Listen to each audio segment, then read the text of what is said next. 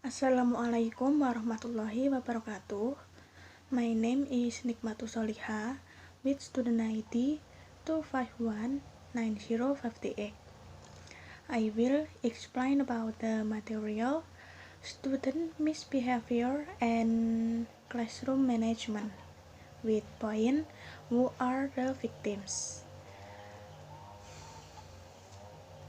Oke, kita akan lanjut ke pembahasannya. Jadi, who are the victims? Siapa sih korbannya? Nah, Aurelius said in 1995 that students who are overweight, red hair, use glasses, and speak with a different are more likely to become victims of bullies. Jadi, seorang siswa yang memiliki kemungkinan besar menjadi korban dalam pembulian yaitu mereka yang memiliki berat badan berlebih, kemudian mereka yang mempunyai rambut berwarna merah, mereka yang menggunakan kacamata, dan mereka yang memiliki logat berbicara yang berbeda dengan kebanyakan orang lainnya.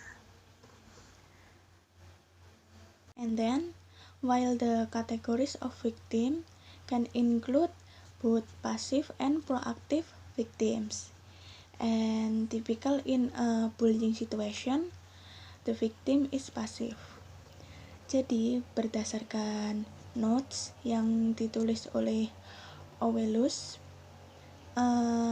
kategori korban yang dibully itu ada dua. Yang pertama pasif dan yang kedua proaktif. Nah, korban yang pasif ini mereka cenderung memiliki sifat yang pasif tentunya. Maksudnya itu mereka itu penurut, tidak tegas, tidak agresif, kemudian mereka terisolasi karena mereka itu sering menyendiri. Kemudian mereka itu secara fisik lemah karena tidak bisa melawan. Nah, karena hal tersebut, mereka merasa bahwa harga diri mereka itu rendah. Kemudian kategori yang kedua yaitu proactive victims. Proactive victims ini merupakan korban yang bisa melawan karena mereka itu menganggap bahwa perkataan orang lain itu tidak serius dan jadi mereka itu menanggapinya secara biasa saja. Kemudian, of these victims, 90% believe that being bullied cause significant problems, including loss of friendship, feeling of isolation, hopelessness, low of self-esteem, and academic problems. Jadi, berdasarkan penjelasan tersebut, 90% dari orang itu percaya bahwa pembulian itu merupakan suatu masalah yang menyebabkan masalah yang sangat serius. Nah, masalahnya ini seperti mereka merasa kehilangan sahabat, lingkungan friendship persahabatan, kemudian mereka itu cenderung lebih menyendiri secara sosial, kemudian mereka sering merasa putus asa, dan mereka itu lebih menurunkan harga diri. Dan karena hal tersebut, mereka itu sering mengalami suatu problem di sekolah, seperti mereka itu menjadi siswa yang memiliki nilai akademik yang rendah, ataupun mereka juga merasa bahwa lingkungan sekolah itu merupakan lingkungan yang tidak nyaman. Kemudian, berdasarkan report yang dirilis oleh National Association of School Psychologists, bahwa 160.000 anak itu bukan percaya sih, bahwa setidaknya ada 160 anak yang memiliki riwayat putus sekolah karena mereka itu merasa tidak ingin bertemu kepada teman sekelasnya yang membuli mereka, karena mungkin pernyataan tersebut berdasarkan siswa yang merasa terisolasi dan mereka itu merasa tidak aman, mereka itu merasa terancam, dan karena hal tersebut mereka memilih untuk putus sekolah. In the next slide, when a victim is repeatedly exposed to both physical and verbal aggression from a bullying for extended period of time, the lasting effect can be quite detrimental. Victims of bullying who are exposed to the bullying for a long period of time will react in one of the ways, internally and externally. Jadi, efek yang bertahan lama ini bisa sangat merugikan, karena dari korban pembulian ini mereka merasakan efek seperti terintimidasi dalam waktu yang lama, dan mereka itu lama-kelamaan akan memberikan reaksi dalam cara internal dan eksternal. Yang pertama, internal, mereka itu memiliki harga diri yang lebih rendah dan seringkali mengalami depresi karena saking seringnya dibully. Kemudian, karena hal tersebut, itu dapat menyebabkan ledakan kekerasan ke diri sendiri. Contohnya, mereka itu melukai tangan sendiri karena saking depresinya. Kemudian, mereka itu menjadi turun nafsu makannya. Kemudian, yang lebih parahnya itu, mereka akan berusaha untuk bunuh diri. Nah, kemudian secara eksternal, sebagian siswa yang pernah menjadi korban pembulian ini, mereka itu bisa untuk mendapat kembali kontrol yang hilang dari dirinya karena pengganggu. Nah, tetapi mirisnya, guru dan pihak sekolah ini kerap menyalahkan si korban bully ini, bukan menyalahkan si pelaku pembuliannya. Nah, kemudian pada slide selanjutnya kita akan membahas apa sih yang bisa dilakukan oleh seorang guru untuk mengatasi pembulian ini. Kemudian, what can teachers do? Apa sih yang bisa dilakukan oleh guru? Karena masalah pembulian ini memberikan efek baik di kehidupan akademik and non-akademik, dan ini itu merupakan masalah yang serius untuk diatasi oleh seorang guru.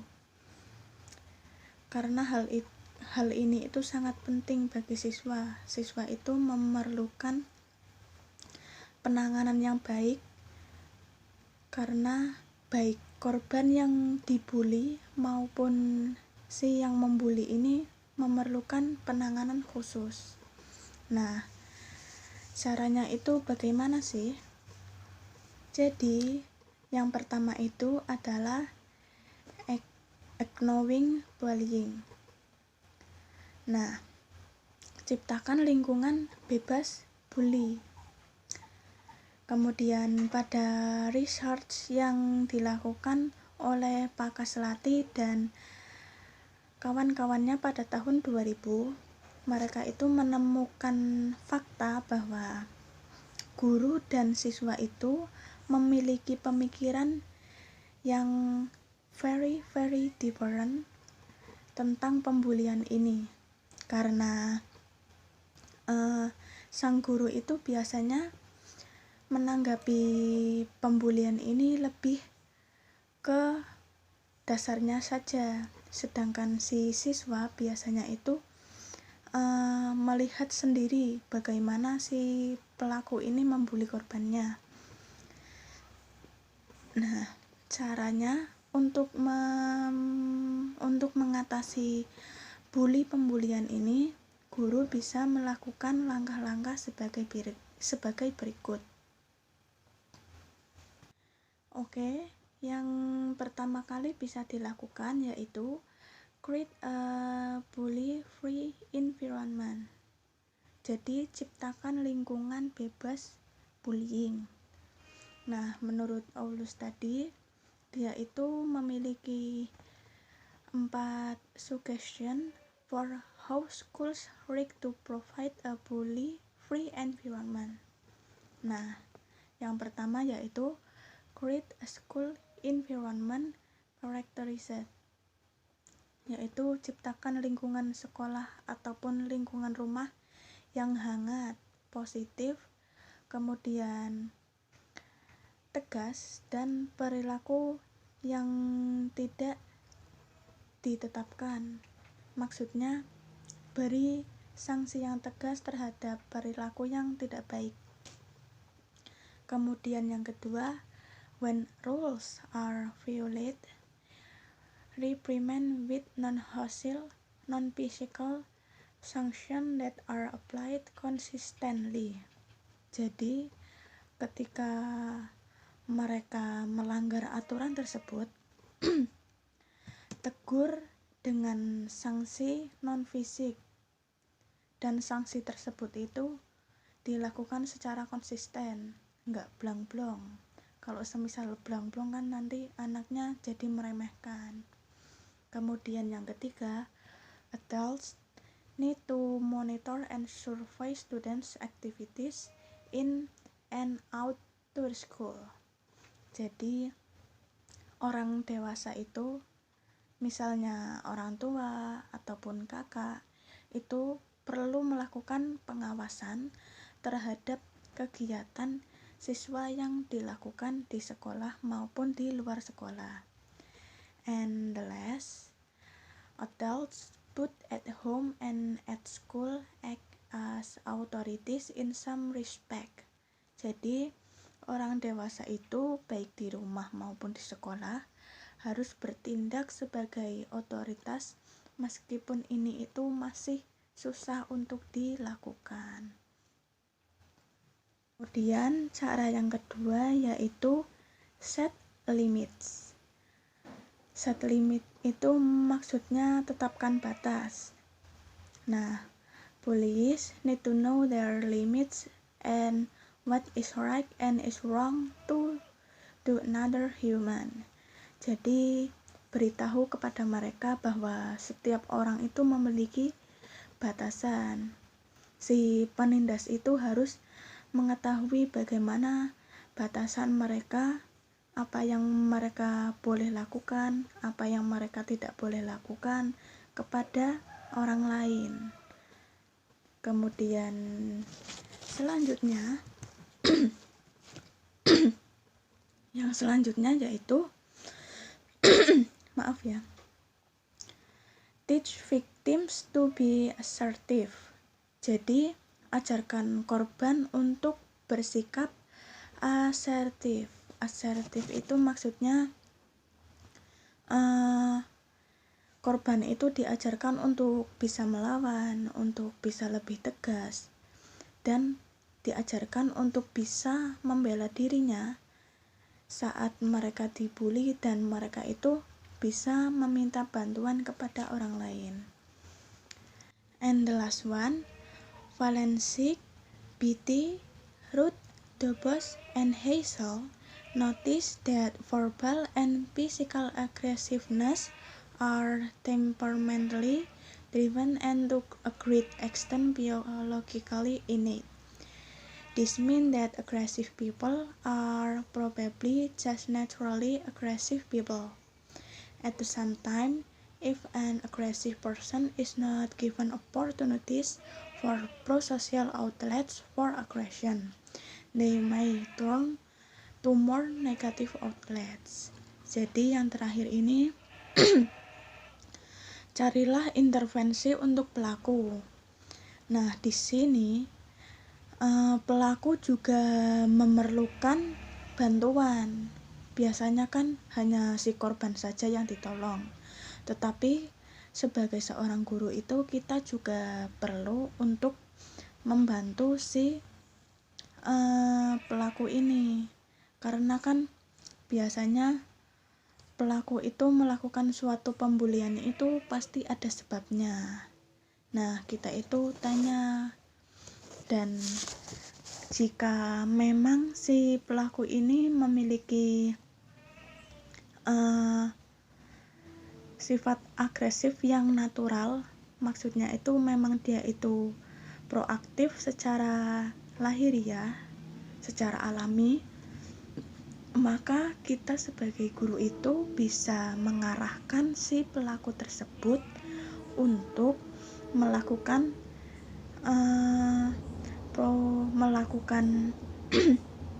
suatu kegiatan yang lebih positif, seperti mereka itu bisa dilatih untuk menjadi juara debat, menjadi kapten dalam sepak bola, ataupun mereka bisa dijadikan ataupun mereka bisa diberikan suatu amanah yang membuat si pelaku itu percaya bahwa mereka itu tetap dibutuhkan, tetapi mereka harus melakukan ke hal yang lebih positif.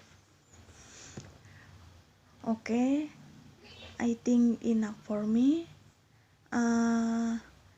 Dan mohon maaf apabila penjelasan saya ini kurang jelas, banyak kekeliruan, dan masih banyak kekurangan. Sekali lagi saya mohon maaf.